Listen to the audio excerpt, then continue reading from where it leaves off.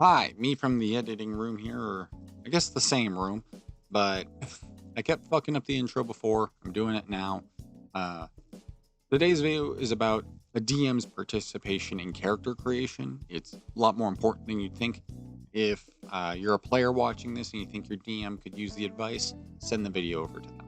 And we're going to get into the actual video now. So let's get started with what is probably the most important talk to have with a player about their character is to clarify what they want out of it, both mechanically, narratively, emotionally, whether they want to try a new class or think an idea they had would make for an interesting story.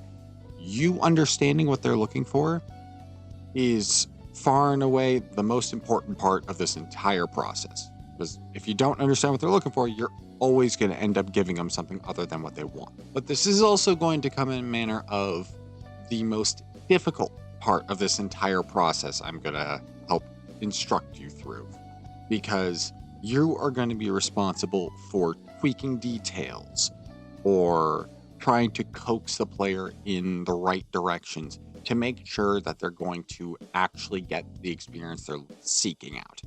Because sometimes players will have a want for a certain experience attached to an idea, but the idea just isn't going to mesh well to actually create what they're looking for.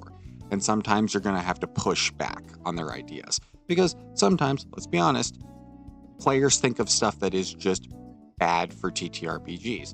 Sometimes it's, yeah, that would make an interesting opening for a book, but not a great opening for a D&D character. If you are pushing back on a detail like that and the player is also standing very firm about it, I'd suggest digging more into why they're so firm on it, discuss it further with the player, and this process is going to require some give and take from the both of you to reach more of an equilibrium, storytelling-wise.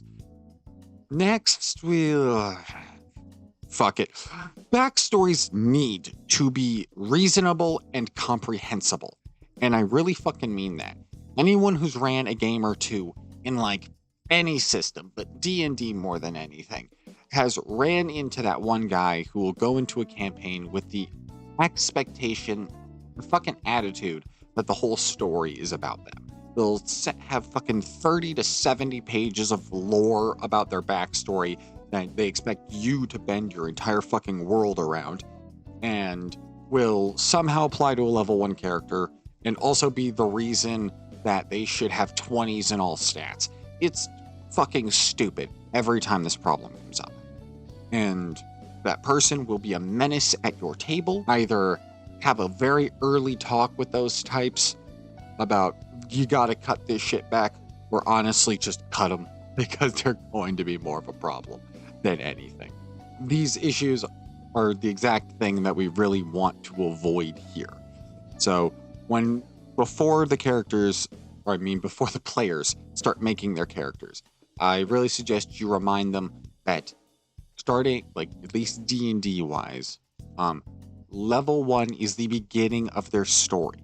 Most level 1 D&D characters have probably never seen combat before. The most impressive feat in a level 1 character's backstory should be the fact that a 17-year-old farm kid managed to contact a fae and get a pact out of it that didn't completely fuck them over. I'm gonna move on from this point before I start actually ranting. But interacting with other people, or how a character softens around a specific person, is the things that, the humanizing parts of a character are the things that make them feel real to a player. And it's the thing that really makes them attach into the game. A linked NPC could be a close personal friend, lover, family, and the like. And they don't even really need to be personally connected. The PC could also just be a member of an organization or an order of some kind whose interaction with other members of the grouping could lead to more complex or dynamic circumstances for the character. This could be a cleric interacting with other clergymen of their god, a monk meeting other members of their order, maybe a rogue running into someone from their old thieves guild. There's plenty of options for these circumstances. It all really kind of comes down to the individual character. These allow us to ground the PC into the world much better than if it was just out of a vacuum. And it helps keep the player like locked in to the fiction. Now, what I got next is less of advice and more of just a list of questions you should be running your players through after hashing out the previous details. These are to help them develop the emotional state as well as the different sides and perspectives of their character.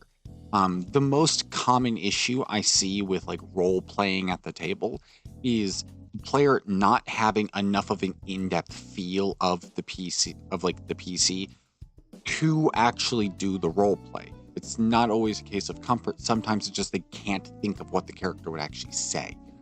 They just don't know how to improvise it. The first question I ask my players when trying to help them develop a concept of like the emotions and the flaws of a PC, because flaws are both literal narrative beats as well as also just parts of their personality, which reflect how they're played. And one of the easiest ways of helping a player keep that on the track, so to speak, is to ask them which of the 7 deadly sins, greed, wrath, lust, pride, gluttony, sloth, and envy, best fits their character. Obviously, the answer to this question should have some nuance, since the 7 deadly sins don't just apply to their obvious subjects. For example, like someone could lust for knowledge. It could be seen as slothful due to a fearful nature causing inaction. The point of this question is for you and the player to explore deeper rooted flaws or the reasoning behind established flaws of the character. Someone being inherently greedy could lead them to taking unnecessary risks and the whatnot. Secondly, you need to ask the player to tell you smaller events in their character's life that had caused the PC to experience a particular feeling or would help the player devise a scenario that would incite emotion out of the character. You could ask them like smaller moments, like a smaller moment previously in the PC's life that they had particularly regretted or had made them feel calm or depressed, joyous, the like. There's a whole obvious list. This one does take a while, and you don't need to do all of the examples I gave. I'd suggest do 3 or 4 of them and just get the player to think how their character acts more emotively than just literally. For most tables, I'd suggest doing this whole process one-on-one because it can take quite a while with doing it as a whole group. And also, some players might not be comfortable with getting this deep into stuff with the other players about. And also, I find it helps immerse the players in their characters learning about each other by having them not actually know the entirety of the characters. That's all I have for you guys today. Thanks for watching. I'm going to ask that you subscribe, hit the like button, yada yada. You know the rigmarole. If you got any questions, comments, if you want to share your own like TTRPG advice in the comments or whatnot, I do read them. I respond to them if they're questions, majority of the time, at least when I see them. And I'll see you guys next time.